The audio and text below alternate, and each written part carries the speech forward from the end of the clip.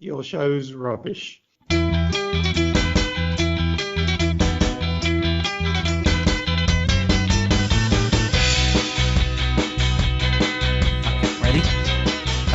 1:05 of a Saturday. That was Placebo with Special Needs, which brings me to my next point. Gary Forrestal. Gary Forrestal. It's the D Trout Spinners. Hi. Oh, hang on a minute.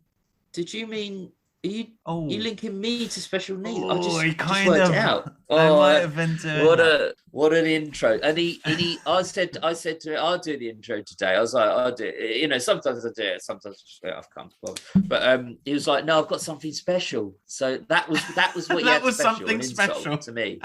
That was something special, ladies and gentlemen. Welcome to the show. This is D Trout Spinners. What are we here to do, Miles? We're here to not specifically this show. What's the show in general? The show in a nutshell. The pie. You don't want the pie. So the pie is the D Trout Spinners is a retrospective of what remains the greatest radio show broadcast ever in history, which is the XFM shows, Ricky Gervais show, 2002 to 2005. And basically each week we review them, have a little chat.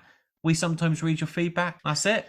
Yeah. Well, don't put it like that. You know, we break it down. You know, we discuss it. We go in depth. We digress, and then we always go through our favorite quotes and your feedback. And for some reason I still don't understand, pick a song each to put into some sort of library. I don't know why we do that anymore. I don't understand anything about it. No, but So that was a good little summary there of what the D Trout is. I thought we should do that because we haven't actually done that for quite a while. So it's going to be an interesting. I'm in quite high spirits today. I've been looking forward to doing this podcast. Been looking forward to seeing you, Gary, for all your faults. But this is like a proper finale, a US seasonal finale, because we've reached the end of Series 2. Can you believe we've been doing this podcast since November 2019, I think, and we've literally been doing shows. So it is now September 2021, and we've done all 51 of the episodes, or we will have by the end of today. 51 episodes in Series 2. Some people understand it, some people don't, and I get both perspectives. Like, why did you start on Series 2? Why not start on Series 1? But you know, we felt that Series 2 is more it's more well known for a start, but it's also more. We're coming in with it fully formed, the relation, or not fully formed, but quite formed. The role of Carl Pilkington and his presence on the show is greater than in Series 1. But we will be going back to Series 1. But next, just to let you know, because some people do ask us, we're going to Series 3 next, then we're going to Series 4, then back to Series 1. So that's the order we're going to do. And a special, I'll announce now. I mean, we have said it before, I think, and it's gone out. The first show, at least, and maybe more if it goes well, on Series 3 that we review, we're going to review live on Twitch. So you can come and you can see us broadcast. We'll tweet out when it is. We won't give out the date yet because we're not 100% sure, but in a couple of weeks we'll do Series 3 episode 1 on Twitch live. And it's nice because it kind of coincides with the 20th anniversary of the RSK show. It's got to bring it back to that at some point, Gary, haven't we? Got to bring everything back to that at a milestone anniversary. That's why they say you're the good presenter and I'm not. It's almost like we did plan this. Like to be fair, it's almost like we did plan this. So it's nice that it has fallen as thus. Anyway, we're going to have a little break next week, like they do in the show. We're not going to go off and record a much loved Christmas special of a sitcom. We're going to just presumably go back to our beds. But we are going to record eat some Dominoes. We are going to record a Patreon special. So if you want to hear that and all of our other Patreon shows and all of our future Patreon shows, head over to Patreon, sign up. You can choose the amount. Can you give a suggested amount for someone coming to Patreon for the first time? How much should they go in for? How much would you go for? Roughly £165. Okay. 165 quid. Yeah. A five is good. More than 50p, but less than the entry to the Monarch. Maybe somewhere in between that, I think. Gary, sorry. How has your week been? Yeah, not bad, mate. I just and I know why Mars is asking me because he said off air like he's got a thing that he wants to tell about his week and he loves doing that. But he just not seem rude. He wants to ask me about my week. He doesn't. It's no Hurry up, interest speed in up. my week at all. But he just wants to have like me to, because he knows I'll ask him if he asks him. Mm-hmm. So my week's been all right. I've been busy. That's great. Like I've bought some Ferrero Rochers. I've for my comedy app, but I've been eating a lot of Ferrero Rochers. A lot of Ferrero Rochers been eating. What else? Me little French hairdresser's gone off to France. I think mentioned that last week. But I would have his cousin. So go on. How's your week been, Miles? Go on, anyway, thanks for that. Piece. That was really interesting. When you listen to this, he's practiced what he's about to say. Okay. So I think it's been a really weird year. I'm sure loads of people can obviously resonate with that. I did my posh wedding last weekend on the Sunday, and it went really, really well. It was the most fanciest apartment I've ever been to. You walk in, right, and the lift opens up into the apartment like it's Gossip Girl or something. It was so beautiful inside. But now I'm in a bit of a downer really, because I'm like, that was my highlight of the year. I've kind of got nothing else to look forward to. So I'm excited about doing this show, obviously. And my sisters, we're going to see Basement Jaxx. I'm not really a big fan of Basement Jaxx. Do you know them? Yeah, why aren't you a fan? Yes, I'm going to see them. Oh, Basement Jaxx, yeah. Yeah. Like reluctantly, because it's my sister's birthday and she's a huge fan. So we're seeing them in Margate. So that's like my next milestone. And then I know. And then my friend said, oh, by the way, you still haven't paid me for the ticket. I went, no. How much is that then? In a very Ricky Gervais kind of way. And so we're having to get a hotel in Margate. So if there's any Trout listeners in Margate, hook me up for a night only, because I'm staying there. We're staying in a little cottage. I'm having to pay 95 quid to reluctantly spend time in a place I don't want to be for a band I'm not particularly excited about. I haven't had a holiday this year. Very third world problems, but that's it now. That's my year done. Christmas is next, isn't it? It's that's like, the thing. It's for him. Margate and Basement Jaxx is like avoiding bombs in Syria. It's like that's what he feels like. I won 25 quid on the premium bonds, so that kind of made up for it. So did I.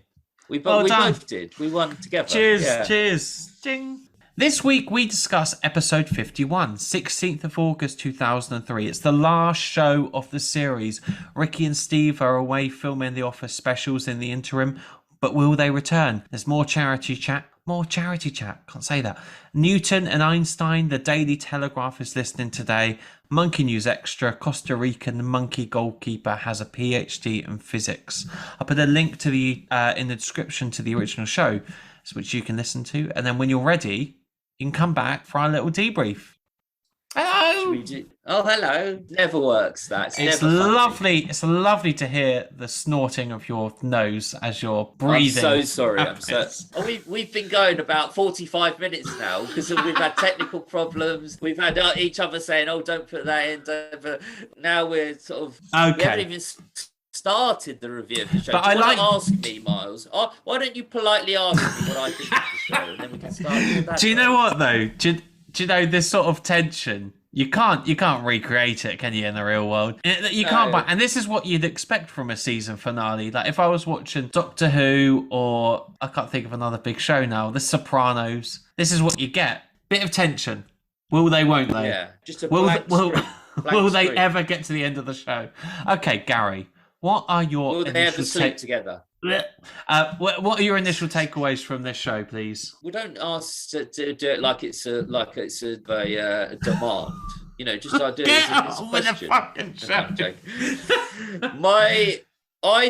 I think the show's pretty good. It's sort of on the middling range for me as a show on its own. You know, if you know it's a series finale, it's always going to be a bit special because it's like the last one and it's memorable for that reason. But taken as a show itself, I've got lots and lots of favourite quotes. There's a couple of bits where there's of arrogance, like genuine arrogance, where it's not funny from Ricky and Steve actually, and we'll get to what those bits are. I don't really like that. Like I don't mind the fake, you know, the pretend stuff where kind of there's no Lowry chat, but they remind me of Lowry chat in a way. Don't really like them. Having said that, there's a lot of knob chat.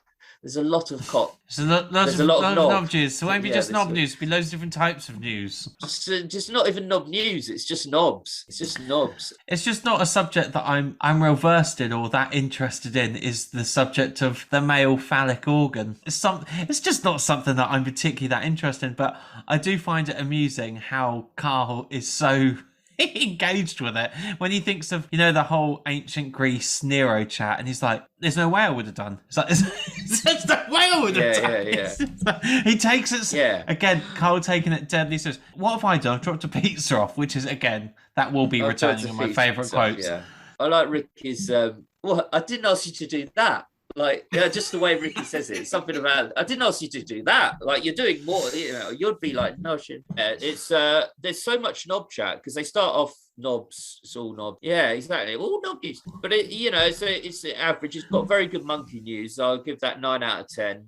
Rockbusters 7 out of 10. Funny, Ricky doesn't get one of them. Collie Osborne, he shouts at him, and then he doesn't realise, like, he has to remind him. No, Osborne, like, born in the, like, he doesn't get that bit of the joke of the Rockbuster at all. And that's always something he doesn't like, is kind of being where he genuinely doesn't, like, he misunderstands something. I mean, I'm not saying it, you could still argue it's a shit clue, but he didn't get that, like, part of it, and he hates that. Yeah, but the chat about the homeless is always a bit like, it's funny and stuff, but that's something, when we talk about what they wouldn't get away with today, I think that more than anything else is stuff that they wouldn't necessarily get away with today. I'm not saying it's like the most offensive thing ever, or it should be cancelled, the whole show. It's still the kind of, and Ricky kind of does it in a funny way, like, about, this is kind of a funny point to think of them planning their nights out. Yeah. He kind of did it in a sweet kind of way. But again, Steve is very, not very in with the homeless. I like you used to be. When I first knew Miles, he was. I think everyone goes the homeless.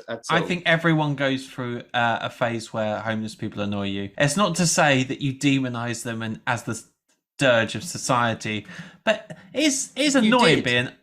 I was much younger though. Let's be honest, and I think everyone should be allowed to make mistakes. I stand by that. This isn't a character assassination. I met Miles when he was 9. No, Miles hated the homeless, but anyway. Whoa! I did not hate anyone. That's okay. Go on. I'm only. I like most people. Takes it seriously.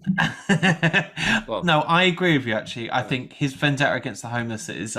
He will probably look back at that and go, "Oh Jesus." You let him off, don't you? Because he clearly doesn't mean it, and that is a very funny little comedic sketch. That I was pissed last night. I always enjoy that. It's funny, it's just a bit. Don't know. I mean, I do find, as I say, it's quite funny. I always thought about the episode in general. So isn't it funny that they're talking about this Telegraph article, and they're often like, oh man, they don't get it written. I'm not sure that article ever got written. I think if it did, we'd have known about it, would have seen it on Reddit or something. But funnily enough, we found an actual Telegraph article done about the show 20 years later, and we interviewed Tom Fordy a couple of weeks ago. Check out that interview. And so it was in the Telegraph, and it was reviewed, but I don't think it was reviewed for this show. So it's funny, it took 20 years to kind of... I like that it takes Carlo the whole episode to bring up the fact that the Telegraph, it's like 10 minutes before it's about to end, and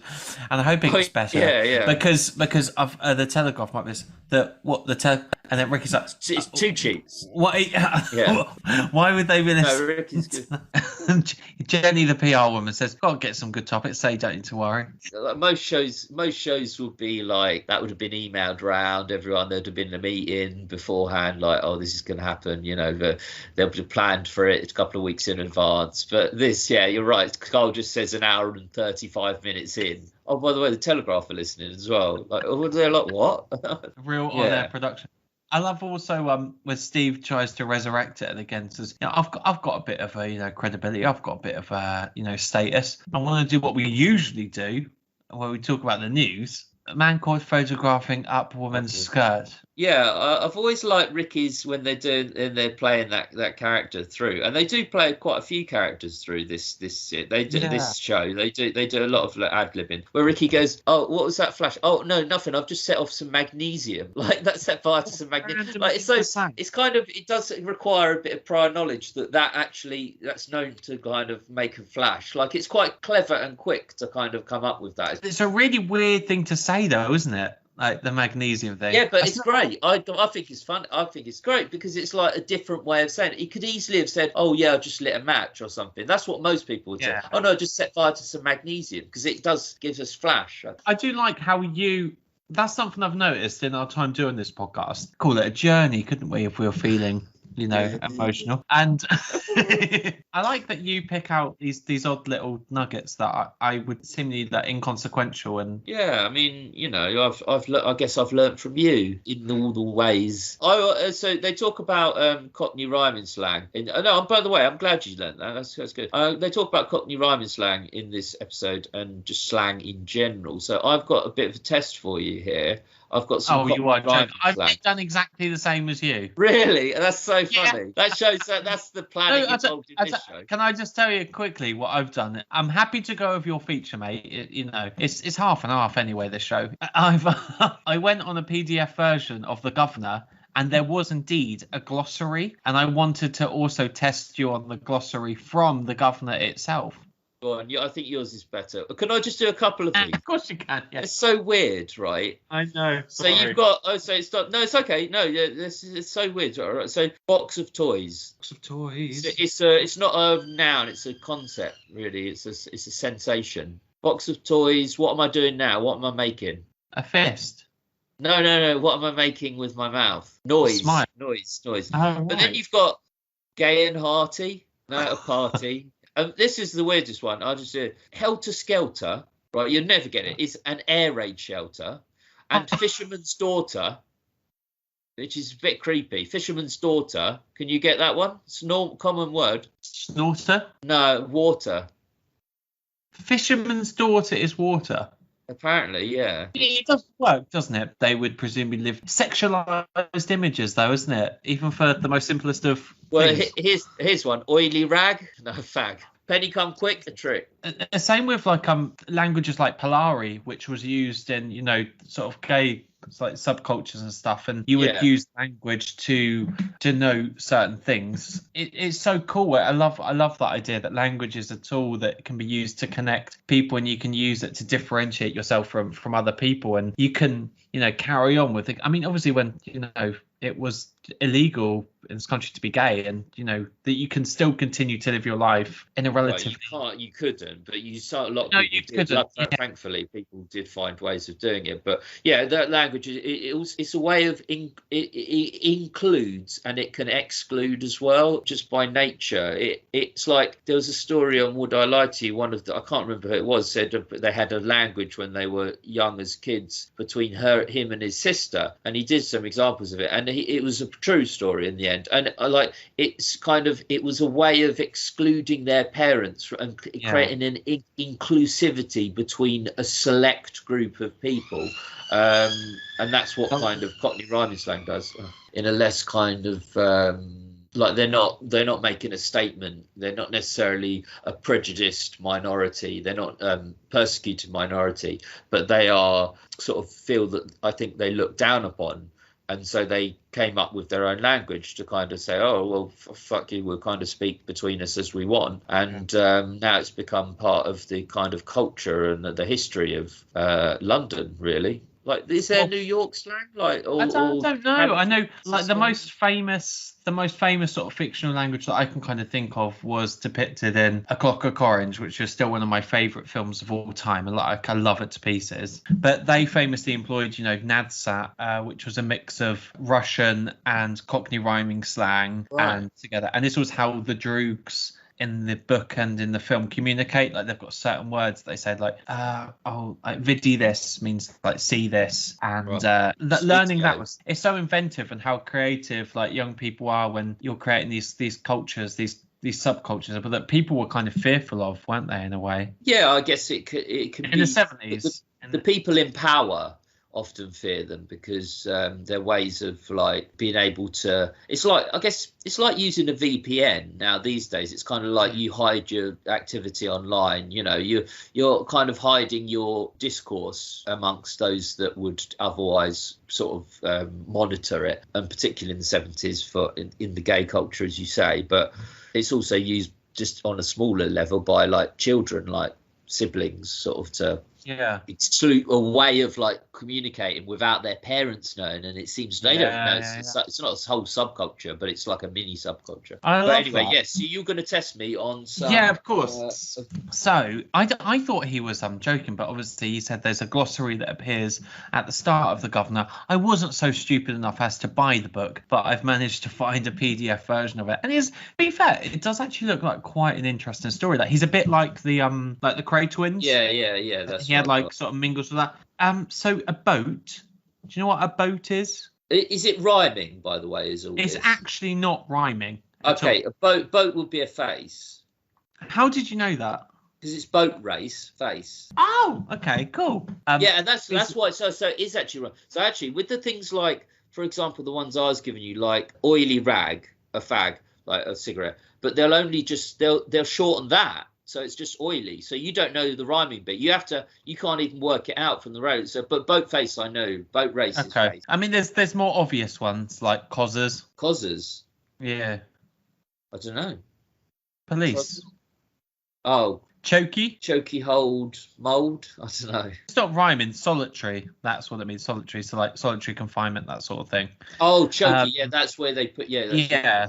Also, Miss Trunchbull says that in Matilda, doesn't she? Oh. But then there's other ones like GBH, which is grievous bodily harm. Yeah, that's not. Yeah. Grass.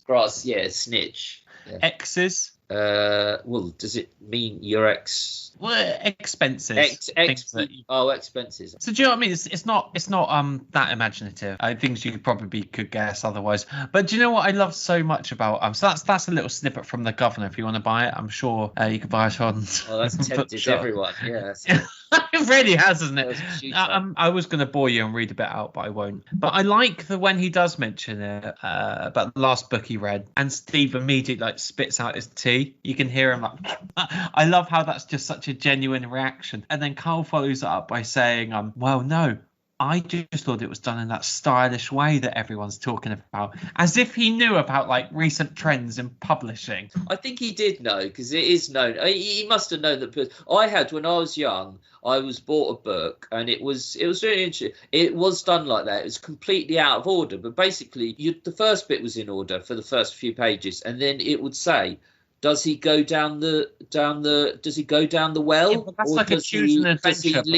Does he leave? Go down the well, go to page 57, or does he leave? Does he go to get his friends Matilda? Go to page 83. And you went through the book like completely, like chose the story. And I kept doing it and dying. Because that's the point. You've got to get through and not die. And every time I did it, I ended up dying. So I never even got through to the end and saw what the end was. I couldn't be bothered. I think your needs would be very selfish in those sort of books. Leave your friends or carry on by yourself. Why would you think that? I mean, they're like choose your own adventure books, though, aren't they? You know, that have that. That's what you meant. Yeah, and it was the last book that Carl ever read. But we're just moving on to snippets of information. I love how he says that. Just it's the same with his gift buying. Had one bad experience, don't do it anymore. And with the other reading, Suzanne told him to go out into the other room and read it out loud, like a child. It really is like a child. Not just that. He says it's my favourite quote, so I'm sorry, I'll have to say it now. He says, and it's good because it's cool in there. Because it's cool in there. It's such a little stupid detail that you don't need. But it's like, oh, it's good because it's cool in there. As same as I feel drained today. It's like I didn't need to know. It's okay. They talk about world's smallest penis as well. So I don't know how they got that information about me, but obviously found out. It's a bit unfair. But it is nice to be part of the show. But think of that, 3/4 of an inch. As Ricky says, Ricky's very right. That's unlucky, isn't it? That is unlucky.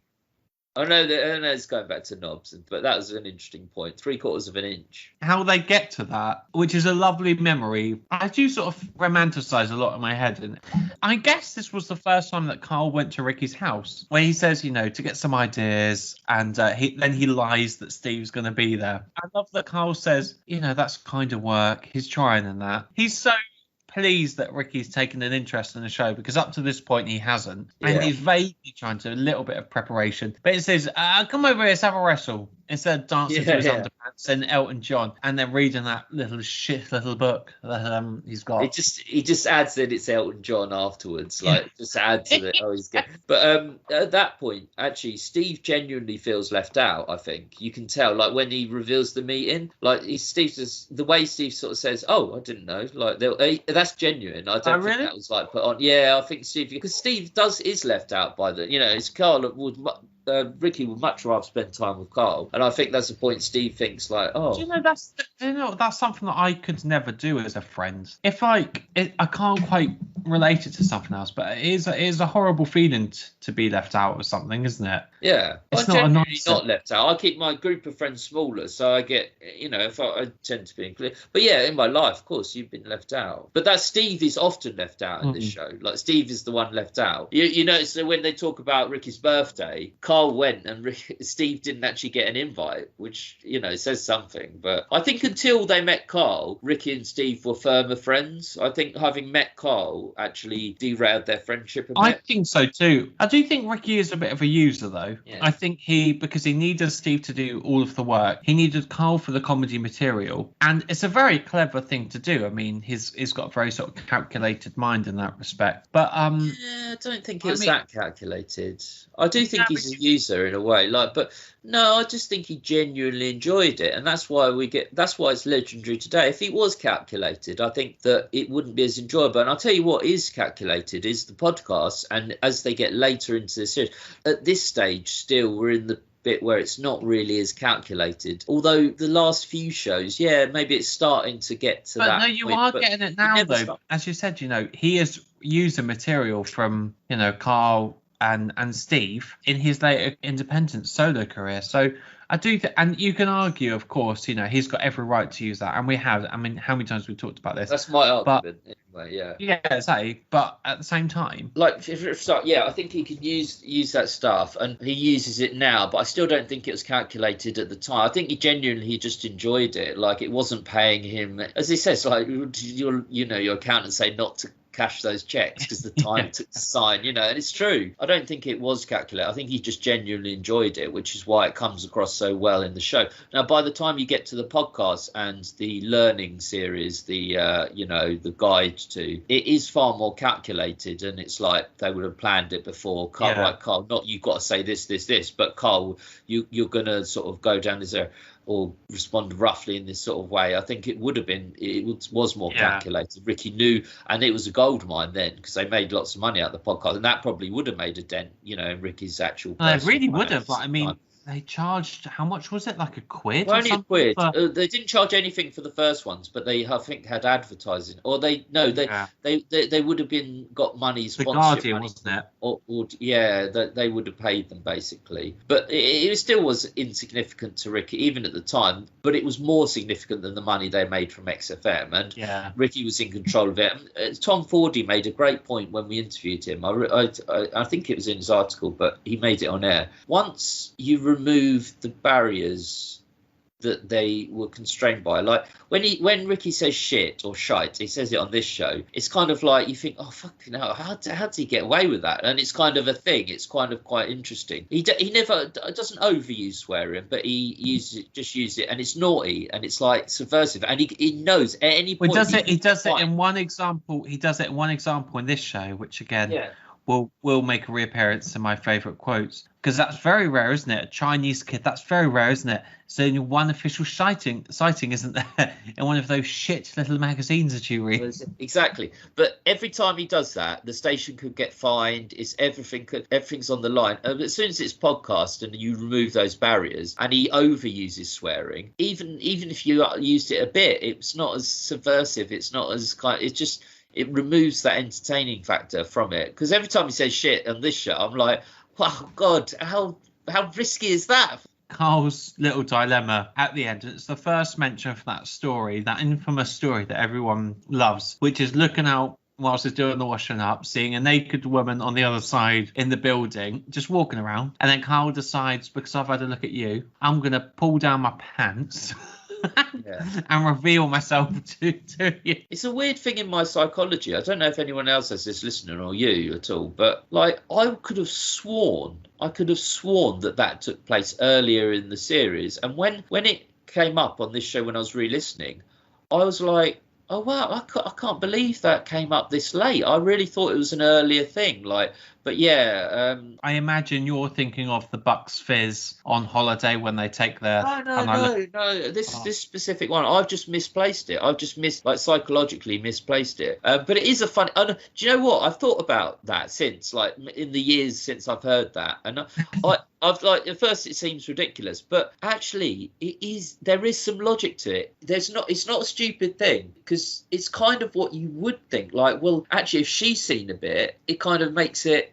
Do you know what I mean? If you see, I've got that impression from just seeing people outside my window. There was one woman who lived opposite me outside of my front windows who used to just be naked the whole time. Now I didn't really. The whole time, but she used to just wander about naked, and of course I used to be camped out by my window for hours on end, but she never shut the curtains. But yeah, she was naked. But it was kind of that thing, if she ever like I did not stand down there looking, but every time I looked she was and giving her a bit would seem like, it seems like a logical thing at the time, although of course it's not logical. But I do know what Carl means by that. I think I would probably I don't think I would have done the same because my mind wouldn't have operated that quickly. But I do understand that way of that logical approach. To go, oh, I better pay my way if we're gonna sit here and watch this. I just love.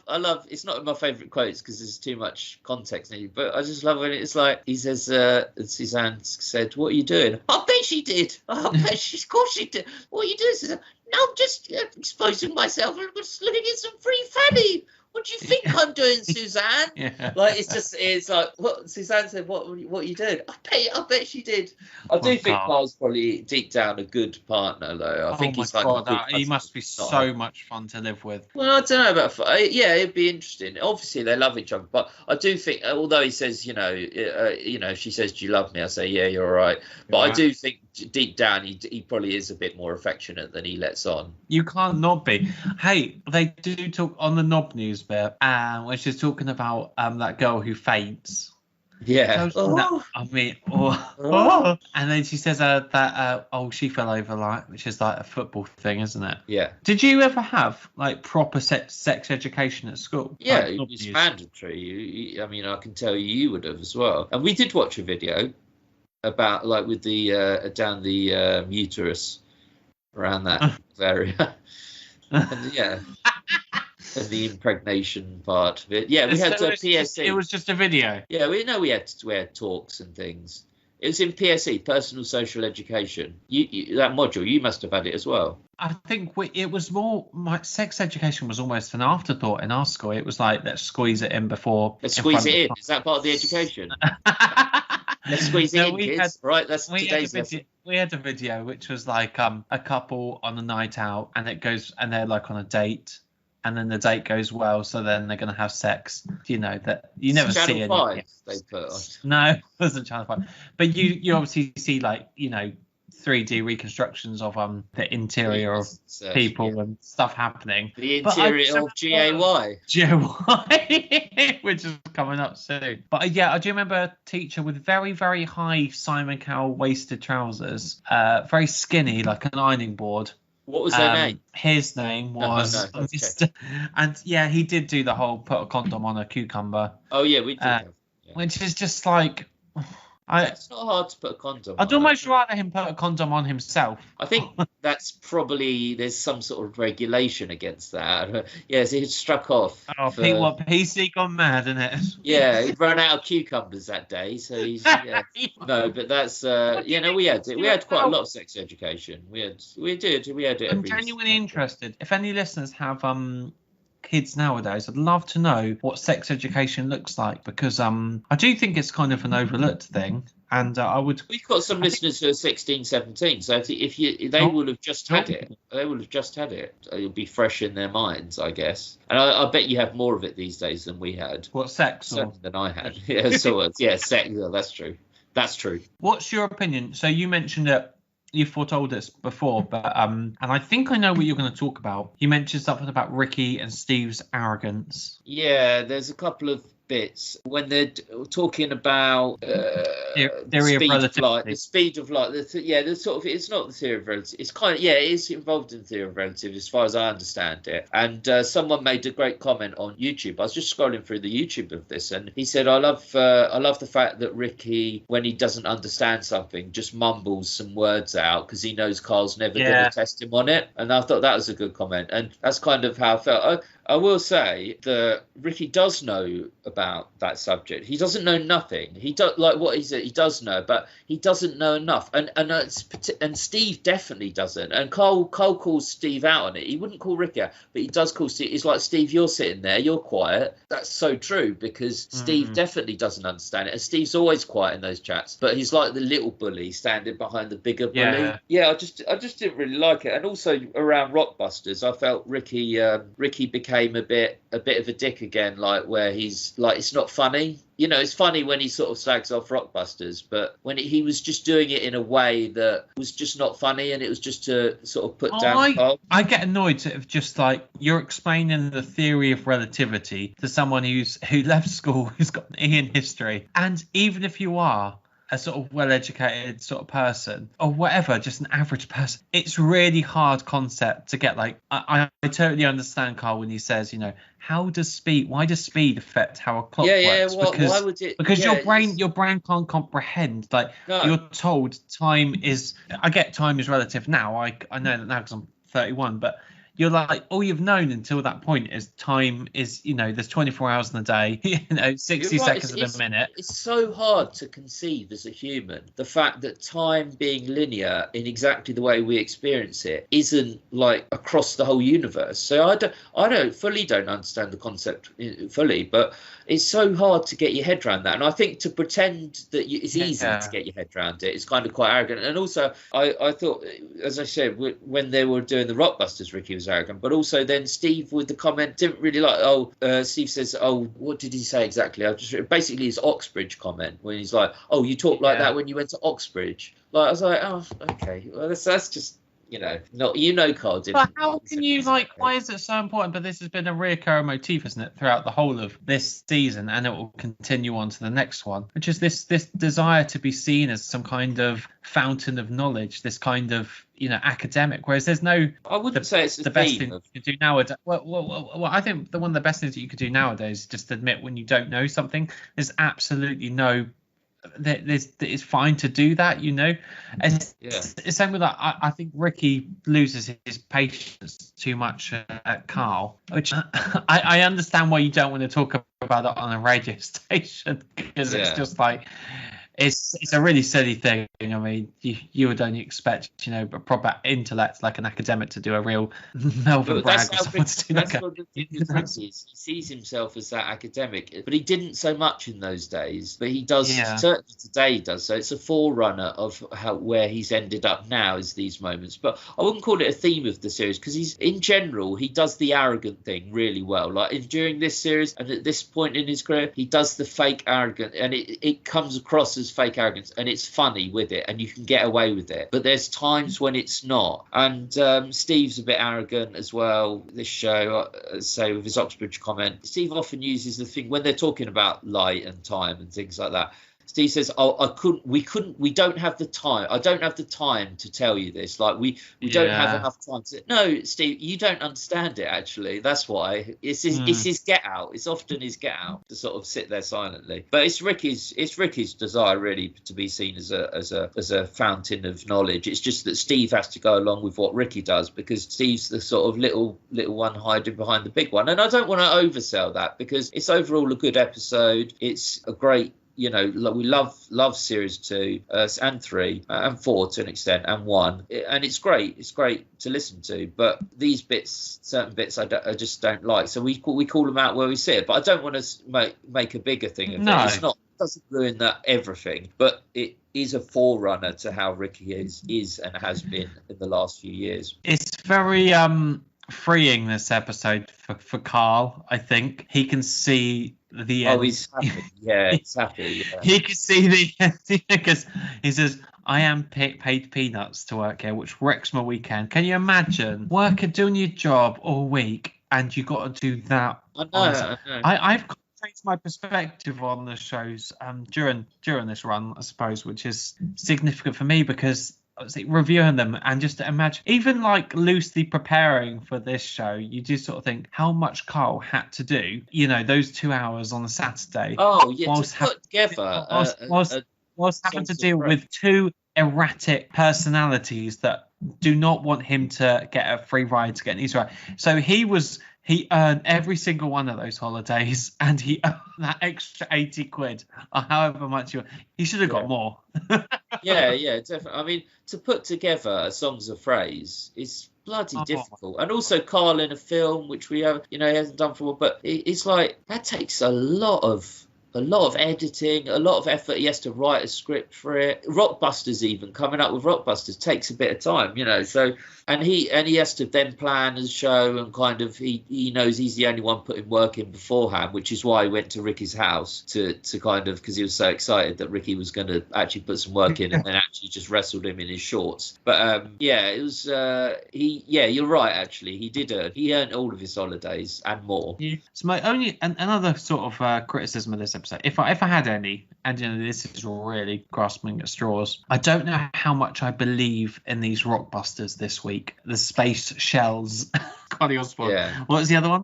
50 Cent. Wow. 50 Cent. That's quite it is a good one. That's almost like Outcast. I was in a cast, I'm out the cast, that's Outcast. Yeah, that could be anything. I could probably make Oasis work if I tried hard enough. I do. I've given it 7 out of 10 this week. There's not that much humour, but Ricky kind of ruins it. They're not great in terms of being funny, or like the funniest Rockbusters. They don't kind of quite work. Like these are the most.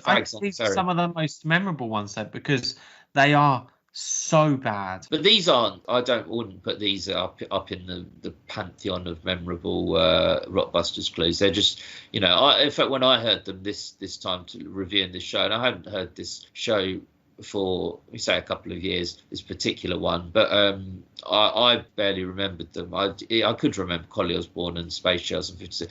They're just all right. But Ricky's acts like a bit of a dick back in Rockbusters. I don't like how he kind of goes back to his kind of like really petulant side, so it kind of ruins it.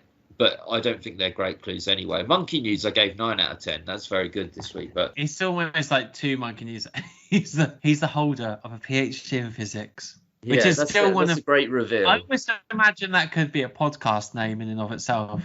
You reckon? Yeah, holder of PhD. In a way, but that sounds arrogant. Yeah, the Monkey News about the 100th monkey. Had you heard of that? Because I've heard of that. Like it's a theory that if you have a species of some, or like a colony, that there's some behaviour within it that kind of develops for a reason, and it doesn't change their genetics. But by the time you get to the 1000th sort of one, which takes a long time, a lot of generations, they just know that behaviour inherently. I don't know if it's true. I don't know that, but that's as I understand that theory. Like, I'm sounding like Ricky now, like trying to sound like I know stuff, but I really don't. Sorry, were you saying something? I was just watching Sex and the City. I wasn't listening. Sorry. Why Sex and the City?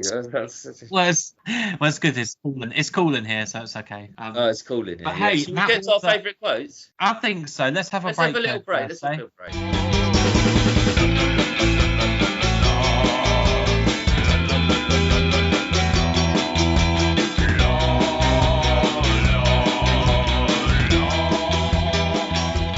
So, welcome back, and it's now time for our favourite quotes of this episode 51, Series 2. Do you want to kick us off, Miles? I would absolutely love to.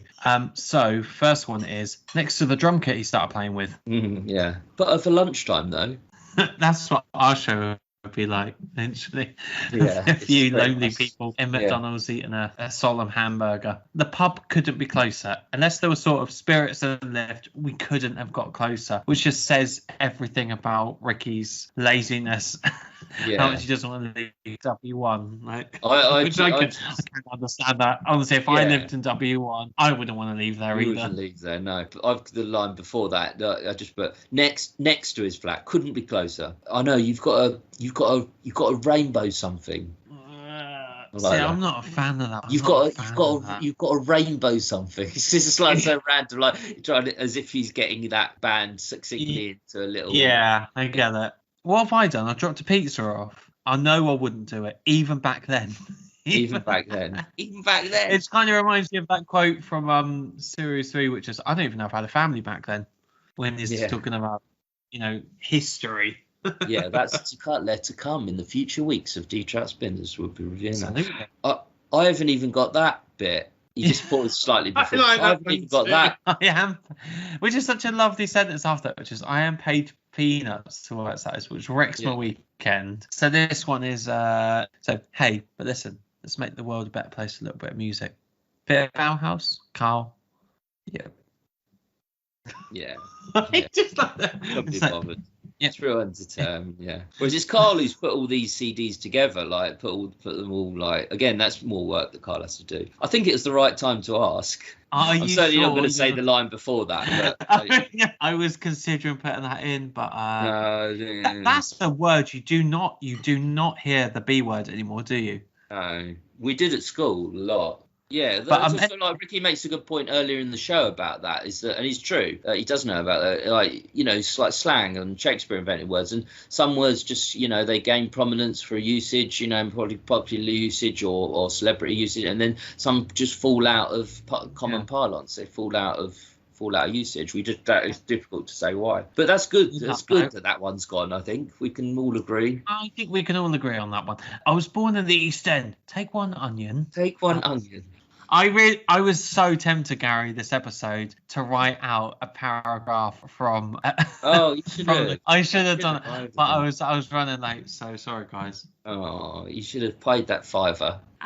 I've did this one, but I didn't ask you to do that. I was like, I didn't ask you to do that. Like, what could he be doing down there? That was so, There's always there's little bits and pieces in this episode that you can hear. Listen really, really closely, and that's one thing where they're all talking over each other, and you really have to attune your ears to hear like the individual things, which is like our it's show. Quite interesting. Yeah. Well, I'd rather play a tune and come back for some drivel, because I think people tune in for drivel. So let's tease them. Let's play a record and play some absolute shite from Carl Pilkington. Absolute shite from Carl Pilkington. It's just so brazen to do that on national radio. I've got, so what have I done? I've dropped a pizza off. That was going to be my next one. This one, hang on. It's just that image that it articulates. Just a bloke in like Greek robes. Let's go. Yeah. Hello, Domino's. I just come in for Gary Forrester. Oh shit! I've just dropped your pepperoni in the jacuzzi. You want to just fish it out? Well, apparently, like Nero was like that. I've read about Nero. I'm not saying the gay thing, but just the thing about having people who did literally everything for him, even like more than say other emperors had done. I think Nero was like that. They were a bit more sexually like frivolous. Yeah, the Greeks saw the male body as more worthy than the female body. They saw the female body as about clean. They haven't seen my body post-COVID. They haven't. No, they haven't seen our bodies. I'm pretty sure it bloody better be. I'm gutted that I didn't come up with that one, but I would love to have got that quote. It bloody better be. Good one, isn't it? Off my cushion, bling bling. Now my next one is and it's good because it's cool in there anyway, as I've said before. Yeah, but, that's very good, very good. I do like that. I've got one. Okay, I've got one that's kind of rests up with that one. Went back in. I said I still don't get it. His dedication and his eagerness to learn. I love that about Carl. Like, he's gone into the back room to sit there in stone cold silence. And on instruction from his girlfriend, who's watching. From his girlfriend who's watching Summer Murders or whatever. No, Sex and the City. Do some good topics. I said you don't have to worry there. Yeah, you don't have to worry there. I said you don't have to worry Can we get Jenny, the PR woman from XFM, circa 2002 to 2003, as a guest, please? If you are listening, get in touch with us somehow. Absolutely, I'd love that. It's got a noise in it that Ricky makes. So this is how it's. They'd never like slag us off. And the off, it's not the quote, it's just the off, and the they'd never like slag us off. Because that's rare, isn't it? A Chinese herica, that's very rare, isn't it? There's only one official sighting, isn't there? In one of those shit little magazines that you read. Yeah. It's just... This is my last one now. I think it's too cheap. And my last one is coconuts. That's good. That's funny. That's like independently. We always have the same sort of amount. We had exactly the same amount of favourite quotes there. They're all different, apart from a couple that were the same. Those are our favourite quotes. So do email us in spinnerspodcast@gmail.com or on Twitter. That's Spinners Podcast, and we're also on Patreon, of course, if you want to get in touch there, and subscribe for loads of little audio treats that we're provided there. But now moving on to our final Series 2 XFM in the community, or to say it properly, Gary Forrester, how would you say that? XFM in the community. In the community. So this is where we read out your feedback from your messages or what you've posted on Twitter, and we just give you guys a little shout out if you want that on a small platform, as if we're small platform. McDonald's of a lunch. It up. Yeah, it's all right, isn't it?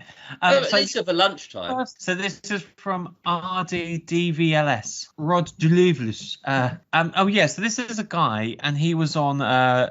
He commented us on YouTube about a previous episode where you and I, Gary, we were talking about our anxiety about going into butchers. Oh, yeah. I don't know why we spoke about that. The bit about butchers and fishmongers really reminded me of Ricky and Steve's chat about backing in lorry drivers. They have a storefront. Surely you don't have to blind order your meat. Live a little. Go to the butchers. So I will make it my mission now, Rod Delivus. I'm going to, on your instruction, I'm going to go to the butchers and order some meat, maybe some cat. I went into the butcher's once with a girl, and she ordered like some heart, some lungs. Very cheap date, wasn't it? No, she orders heart, lungs, eyes. It's for a dog. She fed her dog on it. It's really good. And she did eat like cow's heart, and people were like awful. I don't know. It's put me off. So yeah, that's good. Okay, I'll do that. What's his name? Whoever that was. Some strange internet name. Sean Urch says, this is a great find. So a new listener. Welcome to the club, Sean. We need to unite all the XFM fans to this channel, and hopefully we can get Carl on for an interview. Still insane to me that people can unite over the three idiots and the other three characters like Dickie Anderson. Life is but a dream. I mean, it is the dream to get KP on this show. I mean, we can safely say we can stop doing this podcast once he has been on, and then he can now retire in peace without us having to fucking pester them all the time. Thank you, Sean, and great to have you with us. Next one's from Joe Green, who is also a new listener. Hello, and he Joe. must just listen to Gary talk about Unbelievable by EMF. This is when you were saying if you were to have any song to walk onto a chat show or a stage, it would be Boo! You're unbelievable. Oh, yeah, that's in my head as a child. So Joe continues to say, I swear to God, when I was 14, I discovered it on a I Love the 90s CD, and I had a similar fantasy unveiling my weight loss in the summer between 8th and 9th grade. How good is that for a come out to like my new look before and after? Yeah, that's good. Congratulations on your weight loss between 7th and 8th grade. Or 8th and 9th grade. And also, because you discovered it on an I Love the 90s CD, I assume you're much younger than I am or we are. So you're probably in your early 20s now only. So, yeah, that's... Anyway, I'm glad you listened to that episode. It's funny when we get comments about old episodes. It's like, I buried that in my head. Like, I couldn't have said that on air. Of course I wouldn't, and then I kind of think we are kind of wrapping this series into a bow. So we'll be two new generated podcast hosts when it comes to series 3. This one's from Wombat Cubes. Wouldn't it be good if people just said their real names? Like, no, I like funny. No, I know. So stuck in lockdown in Sydney NSW, been revisiting the XFM episodes and came across this brilliant supplementary material for someone who has nobody to talk to about the episodes. So this is I think we've done it before. I don't know why there's a lack of XFM listeners in Sydney or Australia. So go to Australia, mate. Go to Sydney. Did we have that other Australian who said if there's an email Australian? Yeah, but put them together. Give them their email addresses or whatever. This is what I'm doing, man. I can't do that. You know, that's the new GDPR laws, mate. These days, you've got to be careful. Oh yes, if anyone's gonna sue us for what? A credit card debt. So thank you for all of your messages. And now I believe, Gary, you put out a little... oh, yeah. Okay. Yeah, no, I just put out, as we prepared to say a fond farewell to Series 2 when we review episode 51 today, which we're now doing. We want to know, what is your absolute favourite episode of the season and why? This is from Martin Range. Some of my favourite moments from XFM is when they take a non-professional broadcasting to a new level. Ricky turning up hungover. Who can plan hangover? That is concurred by a couple of people. Joel Awesome says, episode 9, Ricky hungover. Carl and Steve annoyed. Wheelie Bing story recap, which is great, isn't it? He says he picked the lad up, put him in the wheelie bin. Every time he says, every time. And John Tideman says, probably the hungover Ricky episode. I get terrible anxiety, which I've never heard. We can add that to our vocabularies. If I've been on the sauce the night before, and the fact that he owns this hangover and doesn't give a fuck about it is genuinely inspiring. Plus, it includes the immortal line, Carl, you hungover as well? Yeah, actually, I can tell you as well. Andy Wells has said 100% my favourite as well. Who can plan a hangover? The hands are up, and I need more lemonade. A few of the many highlights. That seems to be the sort of the favourite episode of Series 2. Why do you think that is?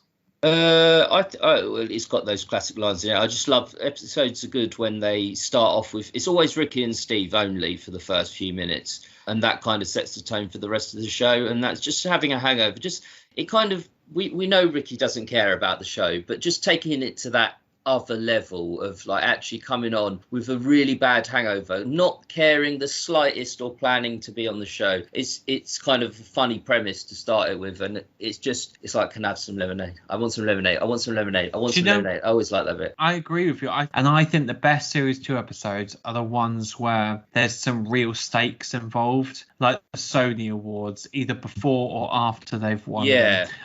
I love those. I will always return to those episodes. They are some of my funniest ones. One of my favourite Series 2 episode is the voicemail that Carl leaves to Ricky. Beep. All right, 12 Saturday. I just think that when the stakes are high, there's more to lose, isn't there? Yeah. I guess, and I think in general, I think there's a period like it takes a few episodes to bed in, and Carl's sort of role and social role on the show isn't quite fully formed. But after you get to episode 4 or 5, there's a real great run of episodes in general where the stakes always seem to be high in that way you're talking about for some reason or other. Not necessarily an external kind of the Sony Awards, but they're always like it's like a new quiz, new Rockbusters, or a new thing, Monkey News. It's new like there's just Monkey a great run of series. And actually Andy Genderist has said, and I agree as well with, and it goes to what you're saying. Episode 38, I think I would pick, which is my Gerald Preston show, which you don't like that bit, but I can't love it anymore. Episode 38, Ricky Steve offer Carl money to do with staff. Carl's asked if they're a couple of I'm not going to say. I forgot then. He asked then, but he's put the word. But I'm not going to say. Carl buys bed not knowing it wouldn't come with a mattress. Also in this episode, Steve mentions masturbating into a mirror. Later, Carl says no one likes to pick on an invalid, which I don't like. So, anyway, but yeah. So that's for episode 30. And also, but interestingly, Travelling Blade, who's a long-time listener, hello Travelling Blade, says episode 8 is a cracker. And she's put, because we forgot, like so many people said episode 9. It's like someone compiled a load of Fox Lasix moments into one, Birth of Rockbusters, Hairy Chinese Kid, and Alien Gives Man a Beard gets a mention. I like that too. Episode 9, but episode 8's just brilliant. And I think you could say the same for 10, 11, 12. Like there's a run of great episodes, and I know there's some Claire ones in there. Maybe my favourite is the Claire one where Carl calls in, you know. I do kind of agree with Joe Green here. It says episode 23, Rodney, yeah, bills. No matter how many times I listen to this, it brings me to tears every single time. But mostly because Steve is trying to get through talking about all the prizes, but Ricky is just literally. I know. Steve just plows on there. He just keeps talking, and Steve's like doing professional, trying to be, but like, that moment actually, it's just as brilliant. Like how he gets from doing impression of Del Boy as an actual impression of Rodney Plonker to like just random noises. So brilliant. Yeah, that's a contender, Joe. Don't call me you shit himself again. As if they ever say that. Like imagine. Hey, Del, I just shut myself. John Fraser says episode 20 John's got a moustache. Nick says Bion Ferry and Deli Mitri, a degenerative realization for Carl. And Sarah wraps us up nicely with our XFM Series 2 moments, quite simply with Man Moth. And thanks for all your feedback, guys. And do email us in at spinnerspodcast@gmail.co.uk. No, .com. So that's one time. I thought, I'll just do it this time because I might as well. Because I don't do it for any. I don't not do it for any particular reason. But Mars just likes to do it. And I tried to do it, and I got the email address wrong. spinnerspodcast@gmail.com and at Spinners Podcast. Get in touch with us. And we'd love to hear from you. But I believe that's almost the end, mate. It's almost it, isn't it? I mean, we've had some fun, we've had some laughs, and all those other cliches that people say. Do you want some music on?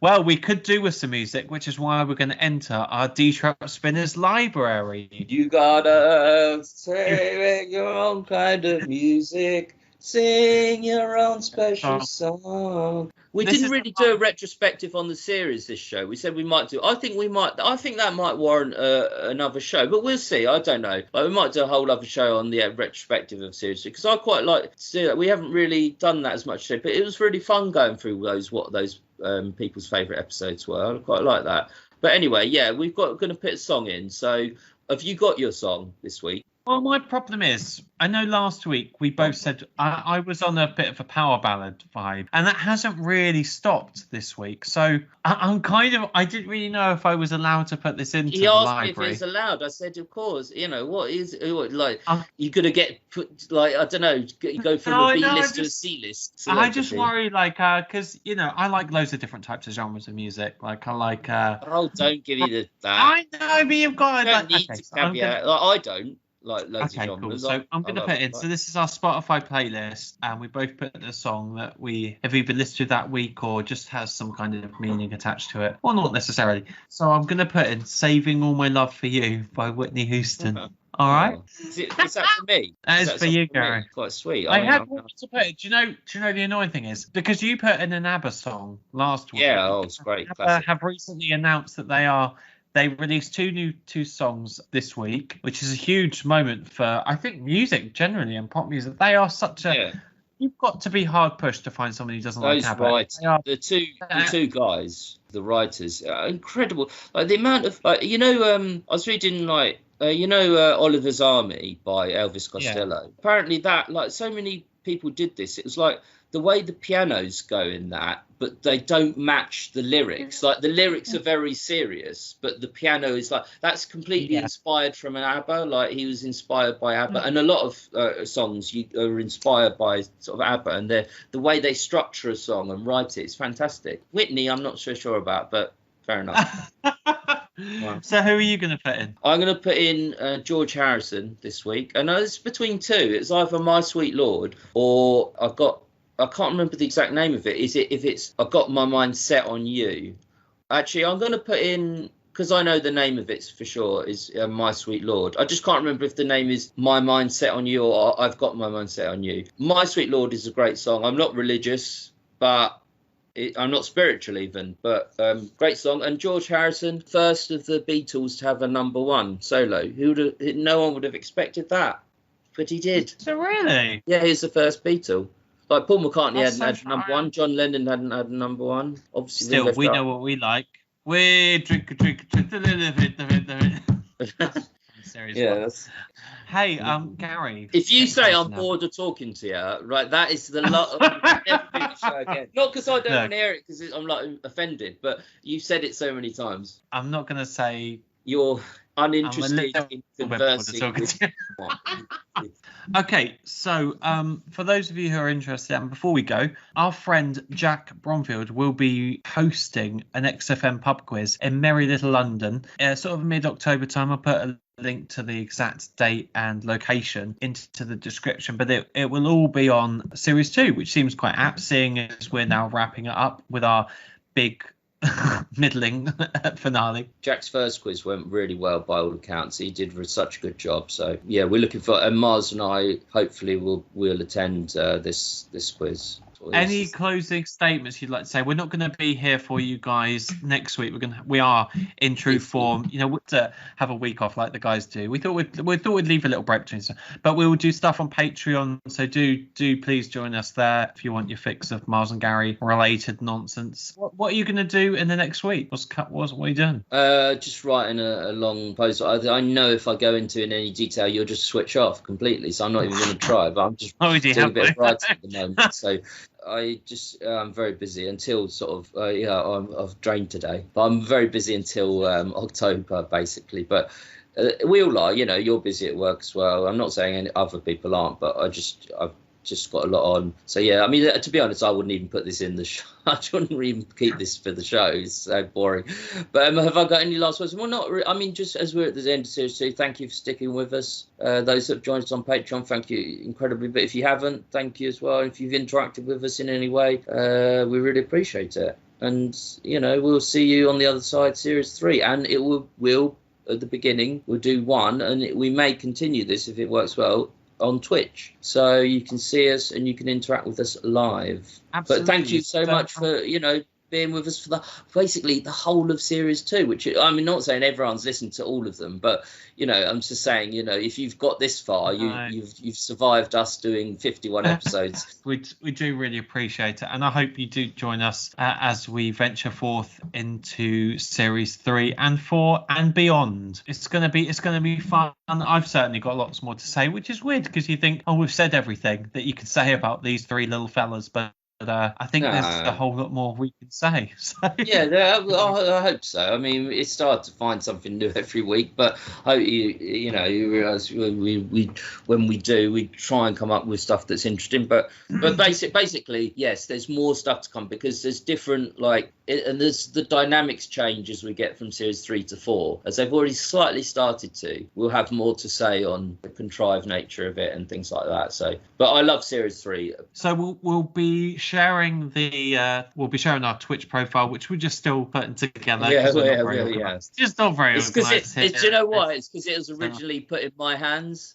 And so it's fucked up now. It's completely messed up because I've created a name and I don't know how to get back into it, and there's no reset. I can't.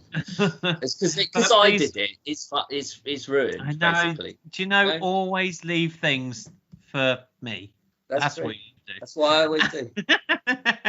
So anyway, we'll be posting our profile in the next few days, either on Twitter, and I'll put a link in the description as well. And please do tell your friends. Let's get as many people as we can onto this Twitch stream, because it'd be so lovely to interact with you in person.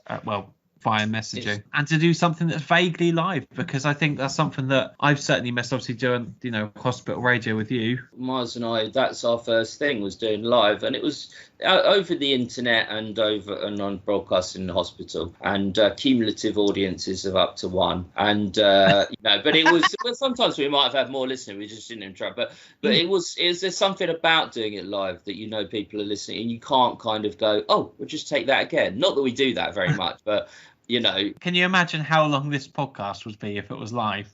If it was just, without any of the editing. Recording for about 3 hours now. So anyway, seriously, we connected at 12. I know we connected at 1, so it's for 2 hours. But yeah, thanks guys. We will see you in a couple of weeks. If if you join us on Patreon, we'll have a show out next week for you.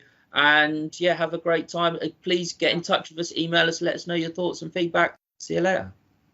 Better lose some weight first.